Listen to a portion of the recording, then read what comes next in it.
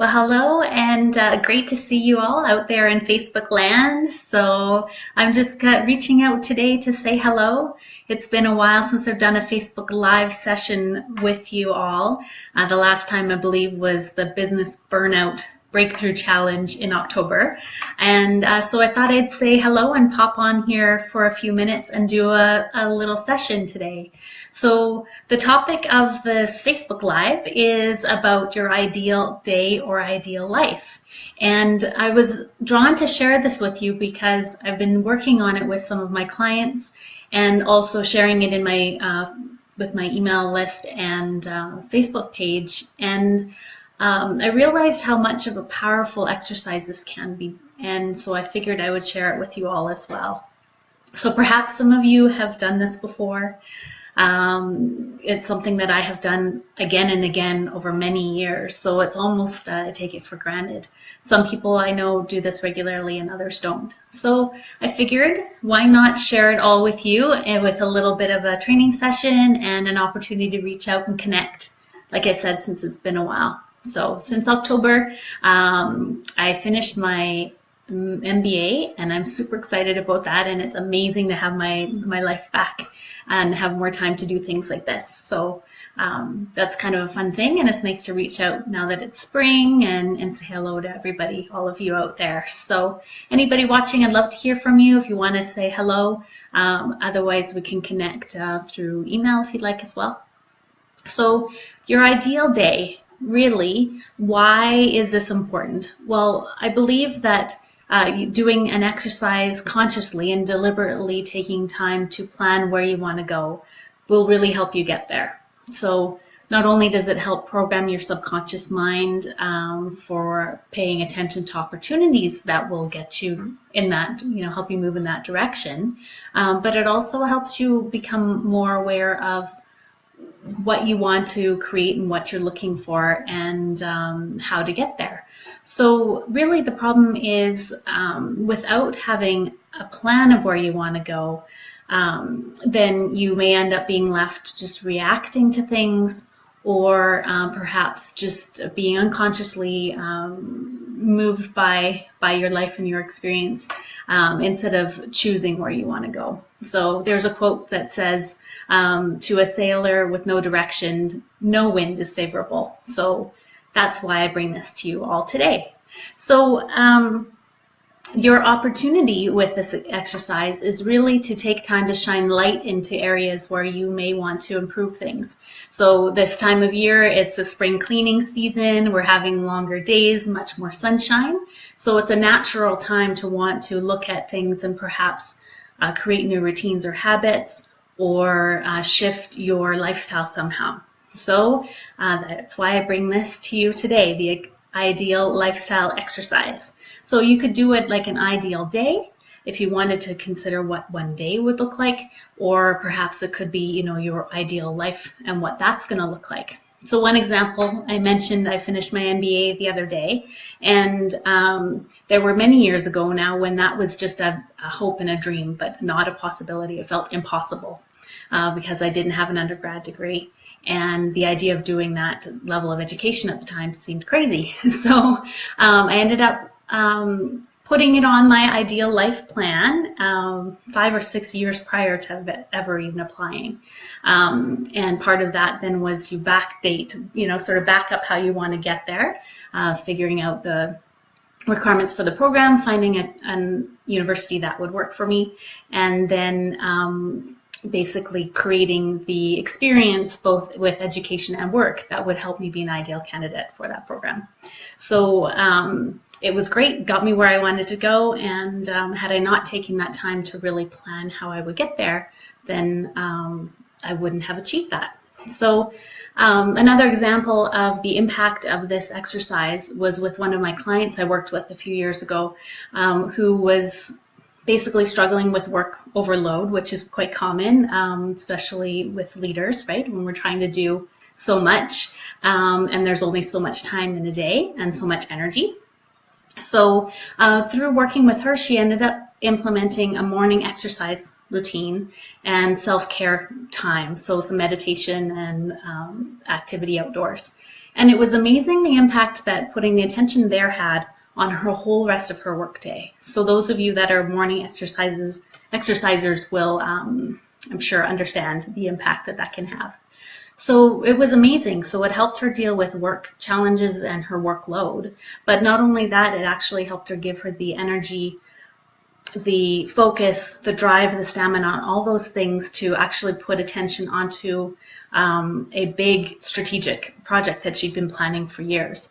And it was a strategic relationship building project with people in the region for her national nonprofit organization. And because of the work that she did in her personal energy and her self-care from the beginning of the day, it ended up having a ripple effect where she had the creative energy and the time and focus to be able to actually implement her project. So that led to stronger relationships within the region for her organization, which would have led also to more donations for her company, the nonprofit organization, as well as having her finally feeling like she's achieving what she's wanting to achieve instead of wishing but not being able to do it.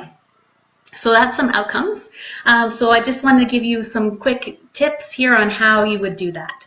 So first of all, you would want to take some time out, maybe with some nice music, a cup of tea or a glass of wine, and journal or write out or imagine what this ideal day or ideal life would look like. You can imagine who you would be with, where you would be, what you'd be doing, how you'd be feeling, what you'd be wearing, your surroundings, and just enjoy the whole process, and then write it down. And basically just describe what your whole ideal day or ideal life would be looking like. Then step number 2 would be basically visualizing it and feeling it. So you do that when you're first imagining it, of course. But another way to add energy to that is to actually imagine how you'd feel once you actually achieve it, or when you're actually living that. So, for example, we're going on a holiday to Italy soon, and so part of that could include visualizing drinking wine in a beautiful winery in Italy, and the view and the pastoral view and all of that kind of thing. Another example, or I guess number 3, would be committing to it. So some things that I have done, like starting a morning meditation routine, morning exercise routine as well, journaling daily for 3 months. All those things, I actually wrote out a commitment to myself, and that made a huge difference, where you're actually making a decision and committing to making a change for yourself is huge. So that's step number 3. Step number 4 is starting small. So you want to actually do something that you can create soon and easy. So you're going to create some small wins, so you can make those shifts and incrementally change things.